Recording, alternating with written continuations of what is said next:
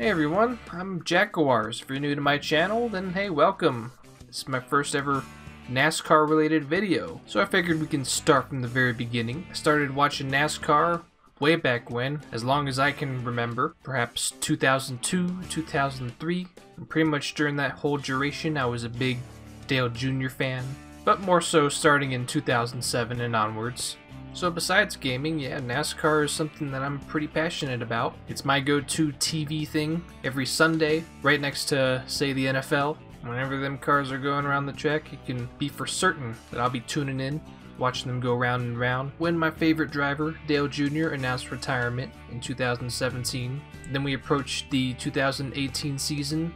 No Dale Jr., just Alex Bowman in his car. I thought for the first few races, this is alright, but just didn't feel like the same NASCAR to me. As the season went on, then I kind of tuned in less and started losing a little interest in the sport.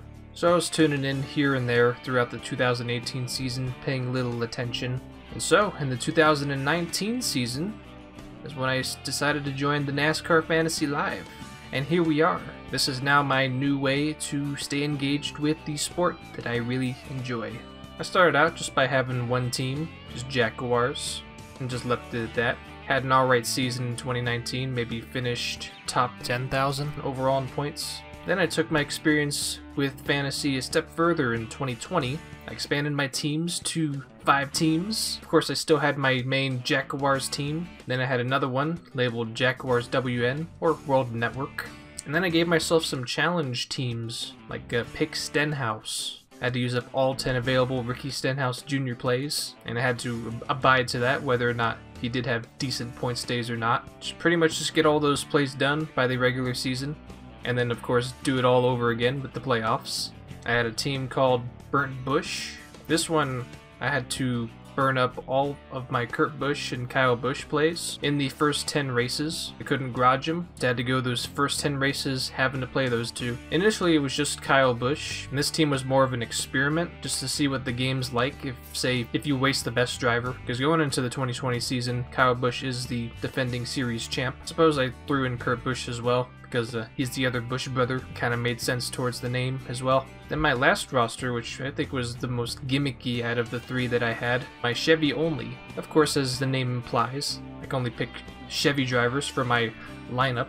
I still did allow myself to pick whatever driver for the bonus picks, didn't have to be Chevy drivers. But yeah, limiting myself to one manufacturer, that meant very minimal room for usages, not having the firepower from Ford and Toyota, like Harvick, Busch, Logano, and Hamlin. So with my main Jackuwarz team in 2020, I was able to finish top 700, with my second one in the distant top 1500. And as you can imagine, my gimmick accounts, it finished around the top 30,000 or 70,000. And so here we are, weeks before the 2021 season begins. I'm going to keep all 5 teams. The Jackuwarz World Network, and the Pick Stenhouse teams, they'll still be there. But for the last 2, I'm going to change things up here. No more is Burnt Bush, as I'm going to replace that with Waste Elliott. This team is still the same concept. Instead of Kyle Busch's uses I'm going to be burning up, it's going to be Chase Elliott's. Just because he is the champion. And let's see what happens when we kill all them uses. And just see what happens to fantasy when you just use them Chase Elliott plays right off the bat.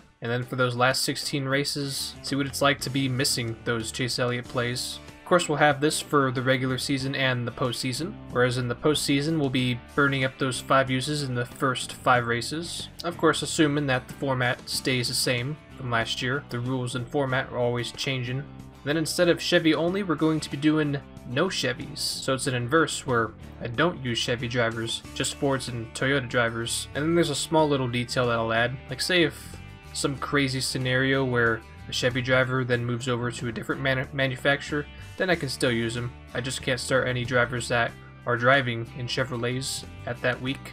That's pretty much it. That's all I really wanted to fit in just this one video. I feel like it's too early to get into more videos. As of making this video, it's still not confirmed where all the drivers are going to be driving for. And for producing graphics, that's something I want to have ready. I'll give it another week or two, and then either next Tuesday or Wednesday, I'll come out with another NASCAR video. That one will be my tips. Some of my tips and advice that I would like to share with other NASCAR fantasy players. So whether or not you're a NASCAR fan and you stuck through this whole video, I just want to say thank you for watching. I really hope that this is something you enjoy on my channel. I typically upload video games, mainly games from Nintendo. I'm trying something new here, talking about the other half of my interests, racing, and of course, if not, then see you guys over at Alternative Programming, which should be uploaded at the exact same time as this video. If you watch that video first and then watch this one, then hey, double thanks. If you ended up liking the video and subscribing to my channel because of this video, hey, thanks. And that being said, I'm gonna go now. Catch you guys next week.